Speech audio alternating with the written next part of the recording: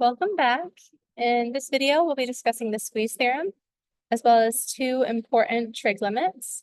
And then we'll look at a few examples using both the trig limits and the squeeze theorem. So here's the squeeze theorem. It says if h of x is less than f of x, and f of x is less than g of x for all x on some interval I, where that interval contains the point C, except possibly at x equals C. So that just means this inequality holds everywhere on the interval except for maybe C.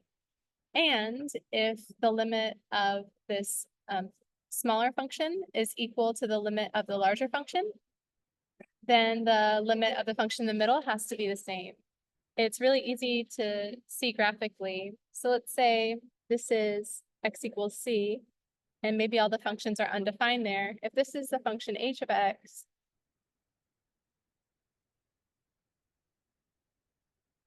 and this is the function g of x,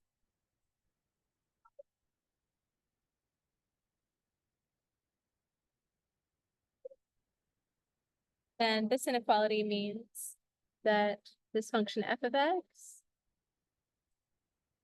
is squeezed in between h of x and g of x, except for what happens at C, and we don't really know where these graphs are at x equals C, and that's not our concern when we're talking about the limit. Now this second part says that the limit as x approaches C of h and g is the same. So the limit of the bottom function as x approaches C is L. And the limit of the top function as x approaches C is L.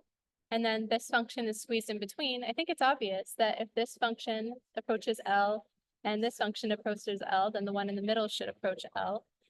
One way that I have a tendency to think about it is I just take that inequality.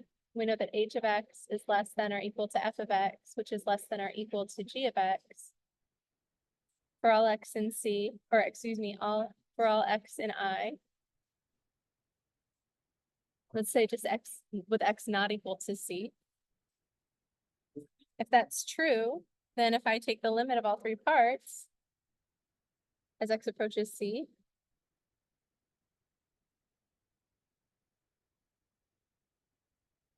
this one approaches L and this one approaches L, well, this is squeezed in between them. So if this limit is between negative L and, or is between positive L and L, well, then it has to be equal to L.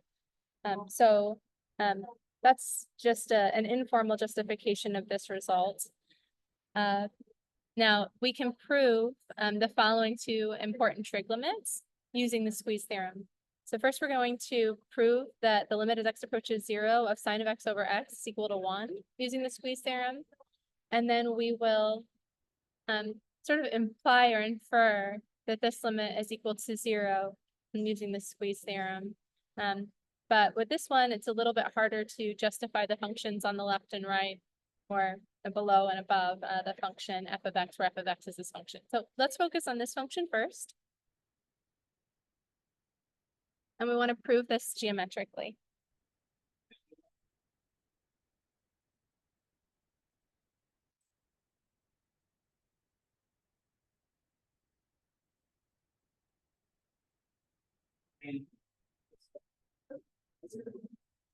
And rather than using x, I think I'm going to use the theta.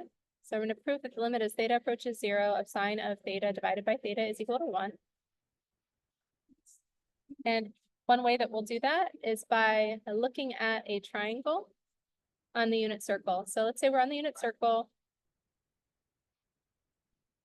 We've got a triangle in the first quadrant, and this angle is theta. Well, we know the x value is cosine of theta, and the y value is sine of theta at that point on the circle. If this is the unit circle, that hypotenuse is 1, because it's the radius of our circle.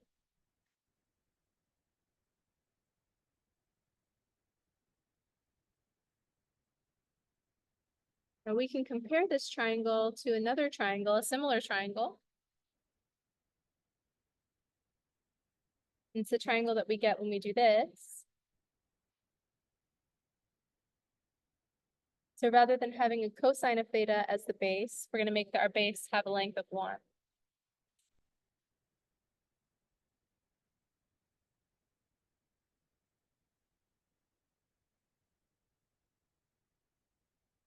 And this is not to scale,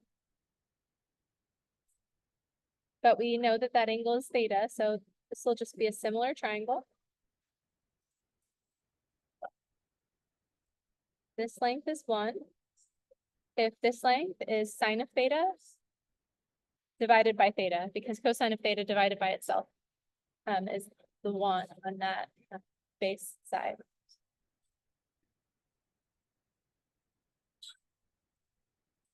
And of course, the hypotenuse is going to be 1 over cosine of theta, which is secant of theta, but that's not really relevant to what we're looking at least in this particular example.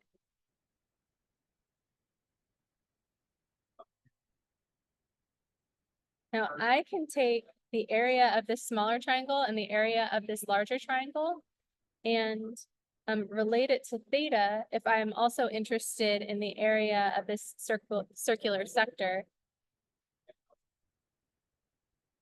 So that sector right there, the area of that circular sector is squeezed between the area of the smaller triangle and the area of the larger triangle.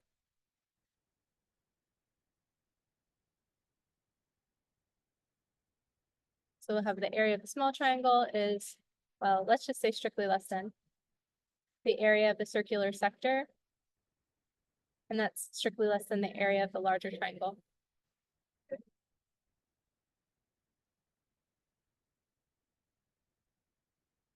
Now the area of this smaller triangle is just 1/2 base times height.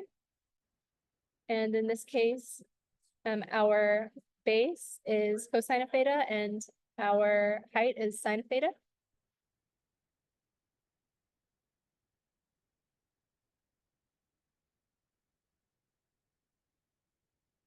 For the small triangle.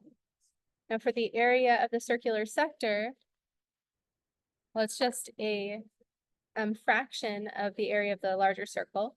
The area of the larger circle is pi r squared.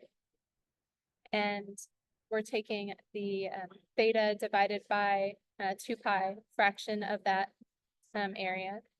So the pi's reduce and we have 1/2 r squared times theta. R is equal to 1, so that's just 1/2 theta in the middle. And the area of the larger triangle is 1/2 base times height, and the base is 1 in this case. And the height is tangent of theta.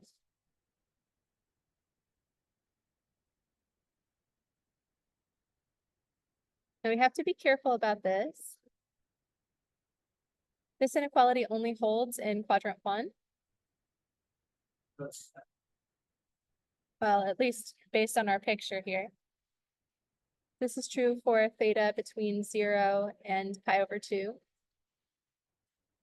We'll justify it for theta on the larger interval as well, or on this interval as well from negative pi over 2 to 0.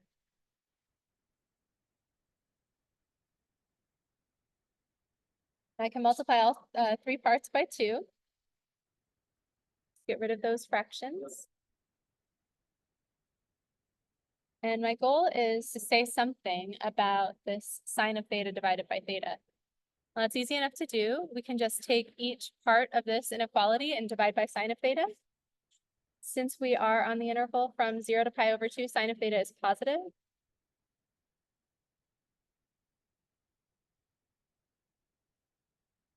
The signs reduce here, and you just end up with a cosine of theta on the left.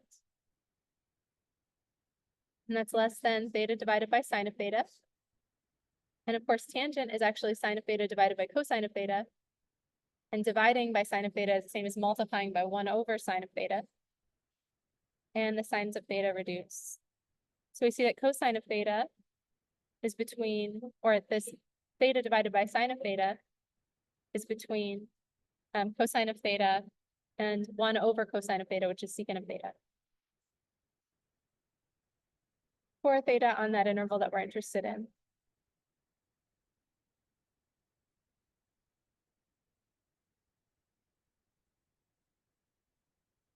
Now, as theta approaches 0, this function approaches 1 and this function approaches 1 because it's just 1 divided by 1, which is 1. That means this function approaches 1. And if we take the reciprocal of that, the limit would also approach 1 divided by 1, which is 1. But I guess we should specify that we stated this inequality and did all of these calculations for theta on this interval. So if we take the limit of each part as theta approaches 0 from the right,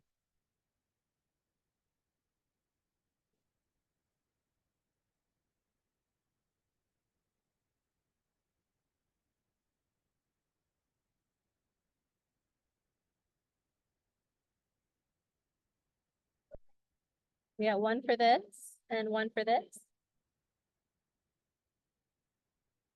So our limit has to be between those two values. I guess we have less than or equal to sign there whenever we add the limits. So this limit has to be between these two values. So that limit is equal to 1 because it's between 1 and 1, it obviously has to be 1. And of course, we can take the reciprocal of all three parts if we want to.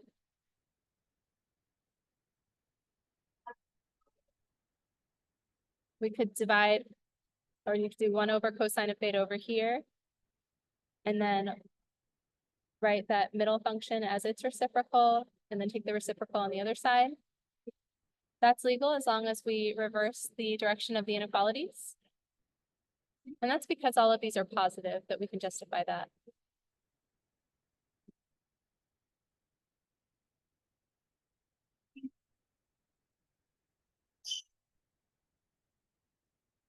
So we see that sine of theta divided by theta is between cosine of theta and secant of theta for all theta on this interval.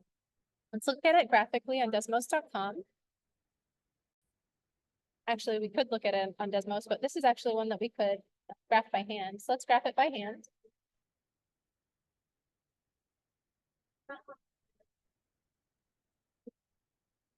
Now cosine of theta looks like this. It's like a shifted sine function. It is a shifted sine function.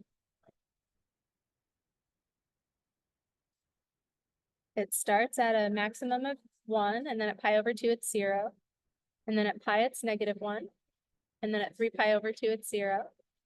And then at 2 pi, it's at +1 again. And then that pattern repeats.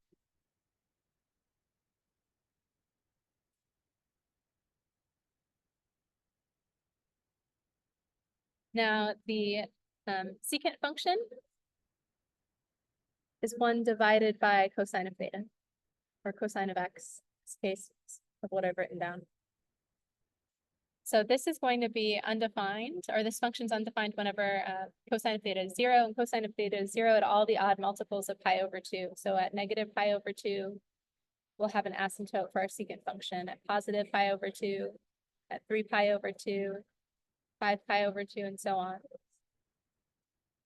And then at 0, we've got secant of 0 is 1 divided by cosine of 0. 1 divided by 1 is just 1, so we get that point. And then as we approach negative pi over 2 from the right, well, we're taking 1 and dividing by a tiny positive number. The y values are very small and positive here. 1 divided by a large or a small positive number is a large positive number. Same thing is true on that side. So we're going to have that shape. Now at pi, cosine is -1. 1 divided by -1 is -1, so that points on the secant graph. And then we've got 1 divided by tiny negative numbers here. 1 divided by a tiny negative number is a large negative number. Just imagine dividing by -1 million. 1 divided by -1 millionth is a million. So it gets very, very large as the y values on the graph of cosine get closer to 0. So we end up seeing something like this as that sort of U shape. Now we were interested in this inequality. We have cosine of x. We know that that's strictly positive on the interval that we're interested in. Is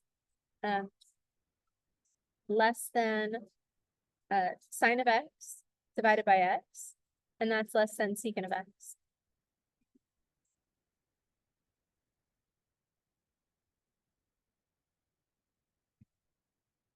So this tells us that our function is squeezed in between the cosine graph and the secant graph. So it's going to be right in here somewhere.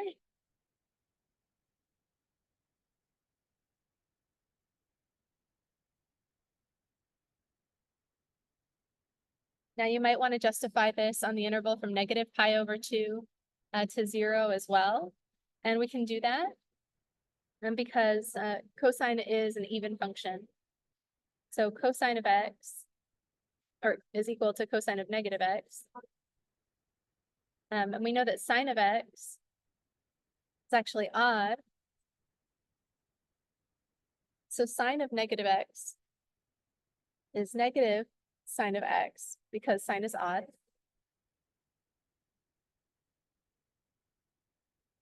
So sine of negative x divided by negative x is negative sine of x divided by negative x, which simplifies to sine of x over x.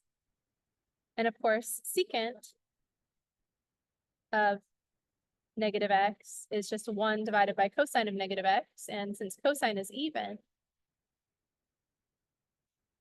we just get secant of x. Since cosine is even, secant is even because secant is just 1 divided by cosine.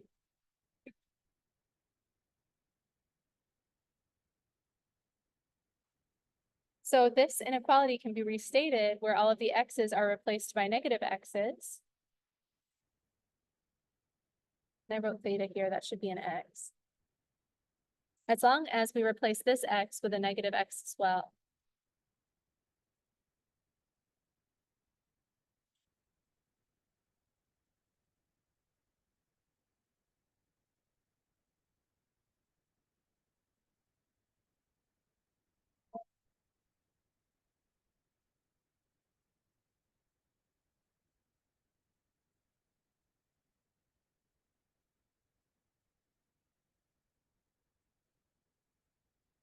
Now, if I want to get x by itself in the middle, I can divide all 3 parts of this inequality by -1. So that's going to change the direction. So as long as x is between 0 and negative pi over 2, this inequality holds, but this inequality is equivalent to this inequality.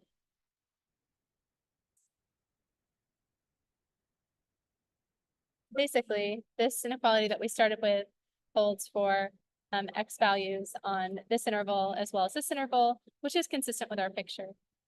So we can say since cosine of x function approaches 1 and the secant of x function approaches 1 and our function sine of x divided by x is squeezed in between, then the limit of sine of x divided by x as x approaches 0 is 0. Now you might have said to yourself, okay, well, why can't I just plug in theta equals 0? You might think it's obvious, but sine of 0 divided by 0 is an indeterminate form. So this is another example of one of our indeterminate forms. And we prove that that equals 1 using this geometric argument. Okay, so this is the graph on desmos.com. Same graph that we drew, but we were able to draw it using our knowledge of the cosine graph and our understanding of infinite limits and how those are related to zeros in the denominator. So we were able to infer the graph of the secant function because we know the graph of the cosine function. And then we can see that the sine of x divided by x is squeezed in between those 2 functions. So we get the required result.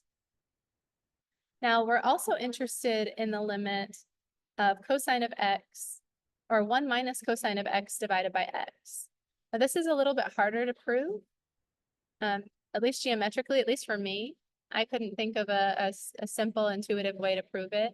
So I said, okay, let's plug in some x values in the vicinity of 0 and see how 1 minus cosine of x behaves. It might also be good to graph 1 minus cosine of x just to help our intuition. So there's the function. So notice it looks a little bit like a sine graph, at least near 0. 1 minus cosine of x is just going to look like this. It's the cosine graph shifted up 1 unit and then flipped upside down.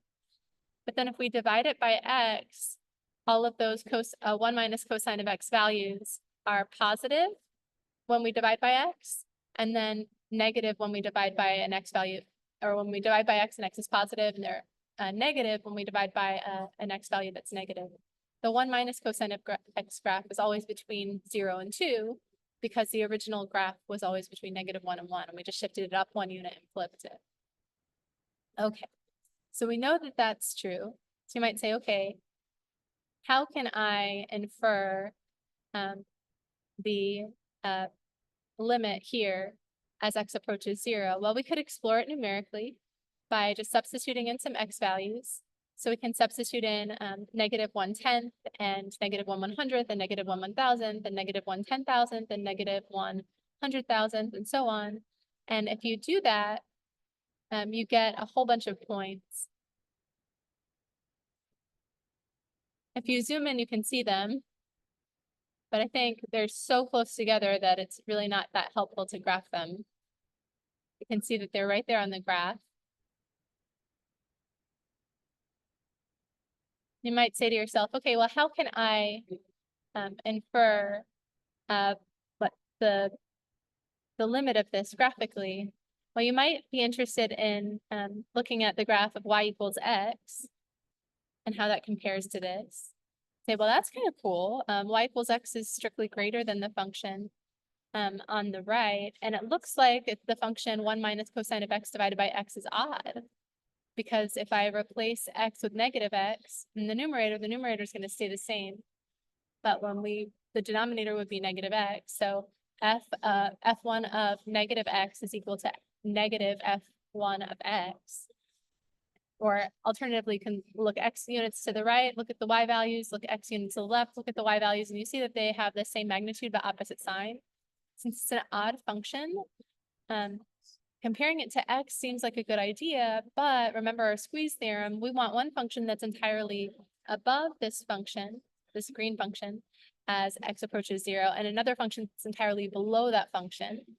So rather than having this graph that crosses with our function, let's look at y equals the absolute value of x. Now the green graph is entirely below y equals the absolute value of x. If we also look at y equals the negative absolute value of x, I want to make sure it's in a different color. Now this purple graph is entirely below our green function. So our green function is in between negative absolute value of x and positive absolute value of x. So our green function is squeezed in between the negative absolute value of x and the positive absolute value of x. Since this top function approaches 0 as x approaches 0 and the bottom function approaches 0 as x approaches 0, the function in the middle approaches 0 as x approaches 0. Now, we are just inferring that intuitively by just looking at the graph and saying, gosh, what should the limit be? What can I compare this to? But I wouldn't say that it's intuitively obvious what we should compare 1 minus cosine of x over x to, unless we do some calculations, graph the function, and then just like graph sort of related functions. My initial guess was to compare it to y equals x because I had the x in the denominator. And that gave me a hint when I looked at the relationship between the green graph and the y equals x graph. That maybe rather than having the line go through the origin, it should just touch the origin and then turn around. So it should be that sort of V shape above the x-axis or the V shape below the x-axis. Now let's look at a few examples that are similar to the problems that you'll see in the homework. Here I've got the limit as x approaches 0 of tangent squared x divided by x. And I want to relate that to these known limits. I know that the limit as x approaches 0 of sine of x over x is 1. And I know that the limit as x approaches 0 of 1 minus cosine of x over x is 0. And I want to use those facts and our limit laws to compute this limit. Well, I know tangent is related to sine and cosine, so I can use that. Tangent squared is actually sine squared of x divided by cosine squared of x. And we're dividing by x, and we know that dividing by x is the same as multiplying by 1 over x. And I can rearrange this product. I've got this times this divided by this times this. Now I really want that sine of x to be divided by x. Since multiplication is commutative, I can just write that in that order. And then I'll still have 1 sine of x left and a cosine squared x in this denominator. Now the limit of this function as x approaches 0 is 1. as we proved geometrically and using the squeeze theorem. And the limit of this function as x approaches 0 is, well, the sine of 0, which is 0, divided by the cosine squared of 0. Cosine of 0 is 0, or excuse me, of 1. So we've got 1 squared, which is 1. So we've got 0 divided by 1, which is 0 here, and this function approaches 1. If you want, you can to make that explicit, the limit of the first function times the limit of the second function is our answer, provided that both of those limits exist. It's one of our limit laws. The limit of the product is the product of the limits. The first limit is 1, the second limit is 0, and so we get 0. So that's an example. Here's another example. This one's not in the text. We'll take the limit as x approaches 0 of 1 minus cosine of x divided by sine of 3x. Now you might say to yourself, well, gosh, I wish I had. So look at these two limits again. We know that is true, and we know this is true.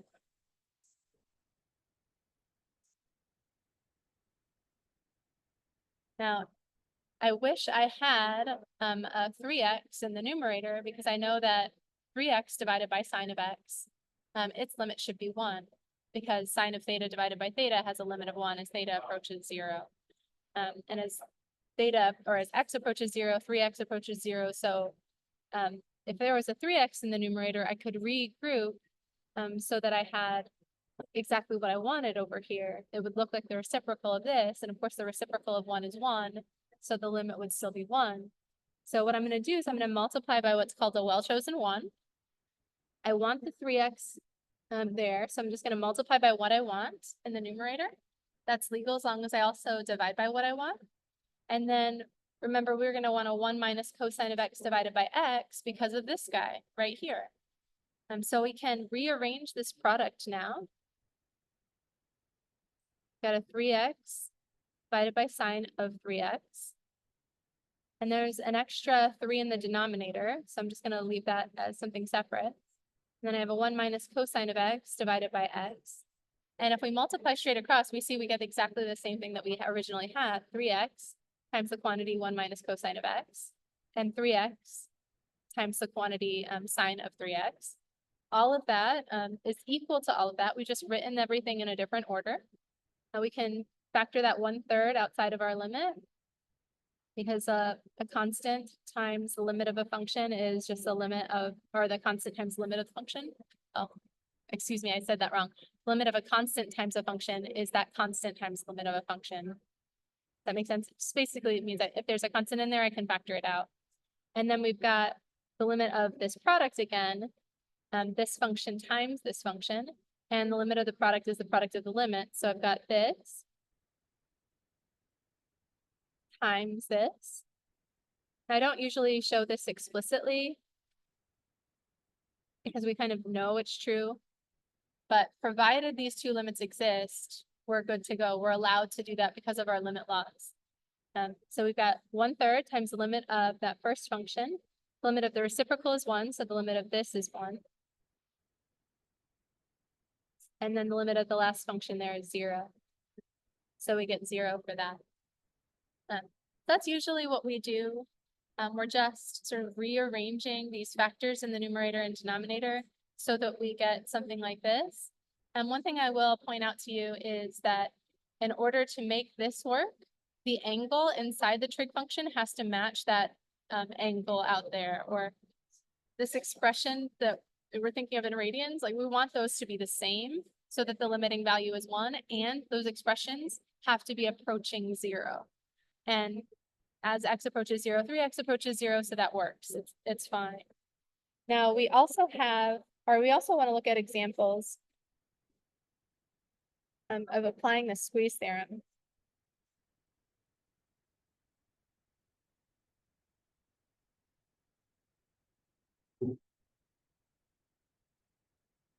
One thing that we often do is we look at the limit as x approaches 0 of some function of x that approaches 0 times the sine or cosine of some function of x.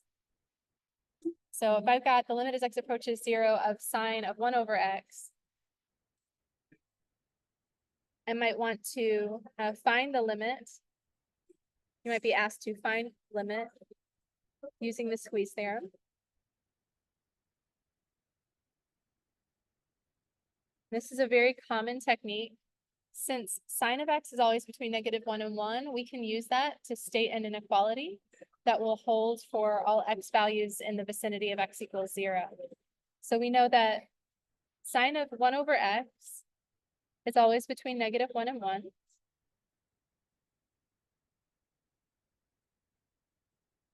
So for all real numbers x, except for x equals 0, of course, because we can't divide by 0 there. Still, we're taking the sine of a real number, and we get a number between -1 and 1. Now, if I multiply all three parts of this inequality by x squared,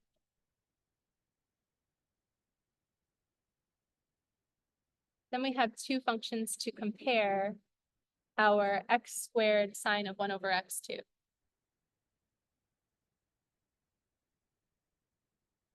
This is true for all real numbers x, except for x equals 0. Now this works. We can use the squeeze theorem now to infer the limit, provided that the limit of the function that's less than our given function is equal to the limit of the function on the right. Well, since I just multiplied those two functions by -1 and 1, and they both approach 0, well, this approaches 0 and this approaches 0, so the limit in the limit of the function in the middle must be 0. So we'll say since the limit as x approaches 0 of -x squared equals a limit as x approaches 0 of x squared, which is 0. The limit as x approaches 0 of x squared sine of 1 over x equals 0.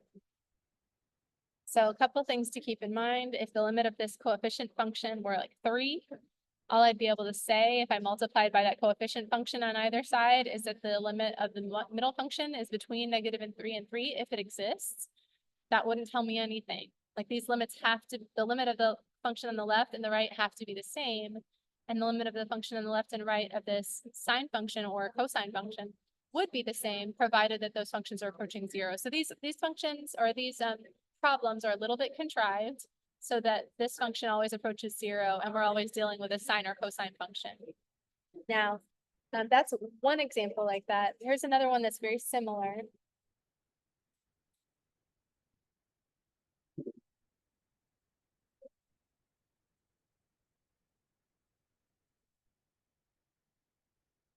So we've got the limit as x approaches 0 of x times cosine of 1 over x. Let's say we want to show that this limit is equal to 0 using the squeeze theorem.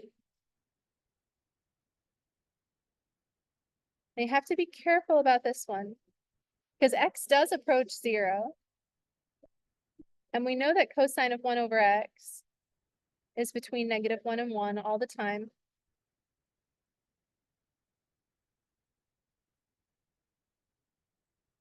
But when we multiply all three parts by x, you have to be careful because that inequality only holds if x is positive. So this is true for x greater than 0, x not equal to 0. But if I take the limit of this function as x approaches 0 from the left, I get 0. And the limit of this function as x approaches, excuse me, from the right, because x is greater than 0, sorry. And the limit of this function as x approaches 0 from the right, I get 0. Since those are both 0, the limit of this function as x approaches 0 from the right is 0 as well.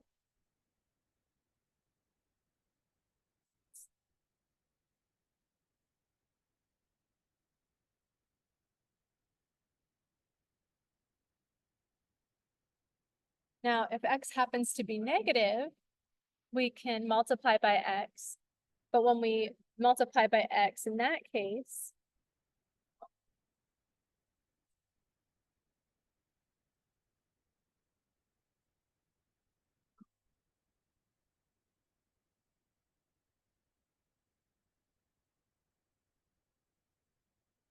remember when you multiply a compound inequality by a negative, you flip those signs.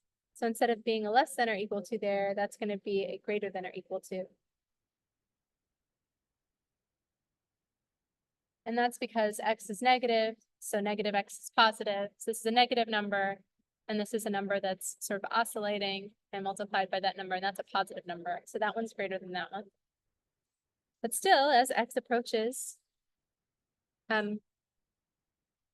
0 from the left here, x approaches 0, of course, negative x approaches 0 at the same time. So the limit as x approaches 0 from the left of x times cosine of 1 over x is equal to 0. So you might be saying to yourself, well, that's not what our theorem says. Let's look at our theorem again. It says if this is true for all x in some interval where c is in the interval, except possibly at the x equals c, then this is true.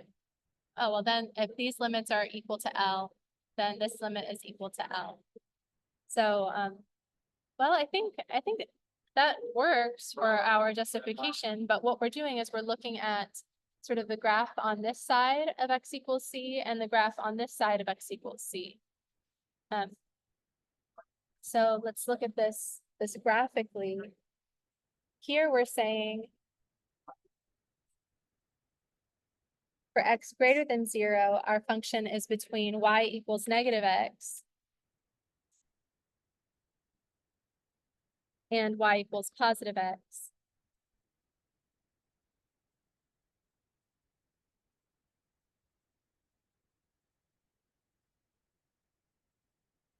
And I don't know what the function looks like, but I'm going to say it looks something like that. That's kind of a cartoon of y equals x times cosine of x. We'll look at the graph on Desmos in a minute. Then on the other side of x equals 0, we're saying that the function is between y equals x and y equals negative x. Here, y equals x is down here, and y equals negative x is over here.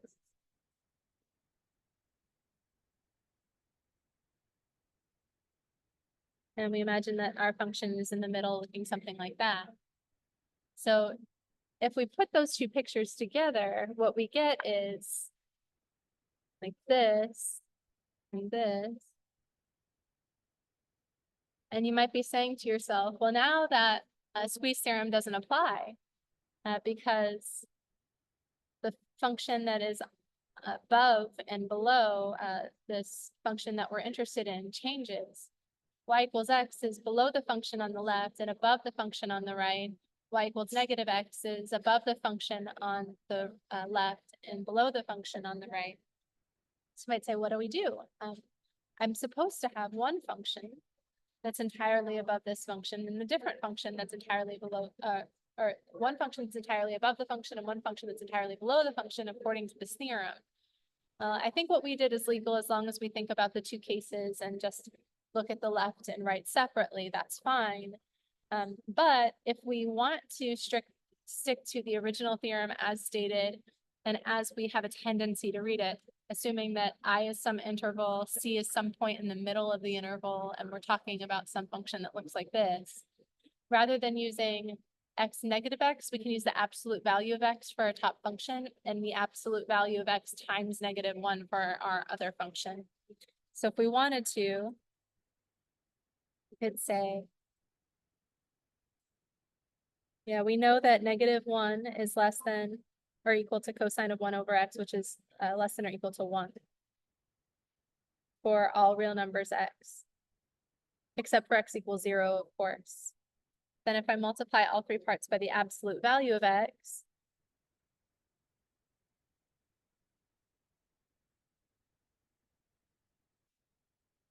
we have this. So these two functions are approaching 0. So this function approaches 0. And if this function approaches 0, then if I get rid of the absolute value, it should also approach 0.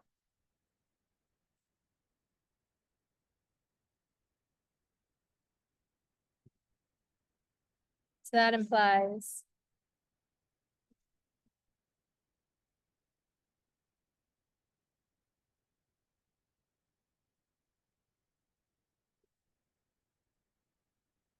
and this is just notation for limits. I have a tendency to just write this down. It's very common notation, but It's shorthand notation for limits.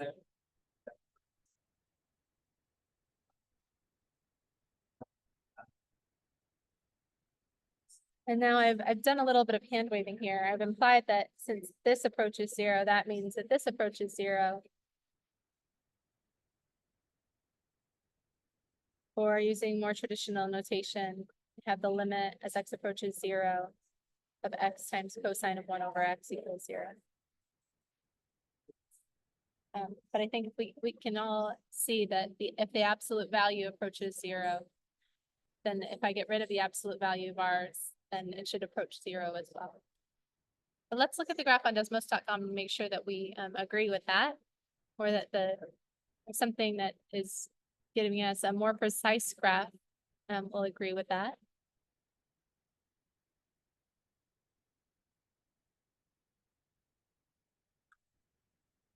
Did I already talk through this?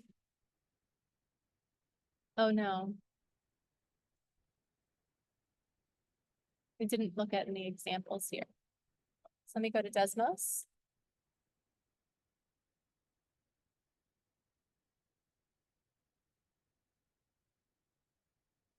So y equals cosine of 1 over x looks like that, and x times y equals cosine of 1 over x looks like that. So let's change a couple of things on the graph. And I want to zoom in because it looks like a lot of interesting things are happening near 0. So that looks cool. And look, you can see those, that y equals x and y equals negative x. So look, y equals x looks like that. Y equals negative x looks like that. And again, we have that problem where the top function and the bottom function switch. So rather than using that, we'll use the absolute value of x as our top function, and the absolute value of negative x as our bottom function. And it works. X times cosine of 1 over x is in between those two functions. And we're just able to verify that graphically. Now, I claimed that the absolute value of x times cosine of x is also in between there. And yes, that is shown here as well. You might say that still takes on positive and negative values. It does, because cosine still ranges between -1 and 1. All right.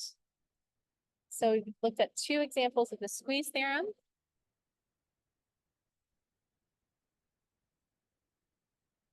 We use our 2 important trig limits in a couple of problems that are very similar to the homework. And then we looked at this problem involving the squeeze theorem and the second problem involving the squeeze theorem. They're both good problems, and we're going to use this same technique where we remember that the cosine and sine is always between -1 and 1 to give us functions to compare to. But you want to be careful about sort of the qualifiers here, how the range of x values for which this inequality holds. That changes based on the range of this function, since x switches signs at x equals 0. It's better to compare this x times cosine of 1 over x to the absolute values, so that our top function and bottom function are always the same as they were in the original statement of the squeeze theorem.